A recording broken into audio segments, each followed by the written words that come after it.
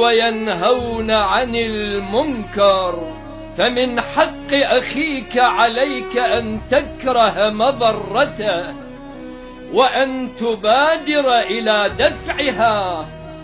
فإن مسه ما يتأذى به شاركته الألم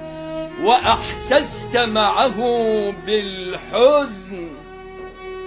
وإلا كنت ميت العاطفة قليل الاكتراث، لأن المصيبة وقعت بعيدا عنك ولأن الأمر لا يعنيك، فهذا تصرف لئيم لا صلة له بمشاعر الأخوة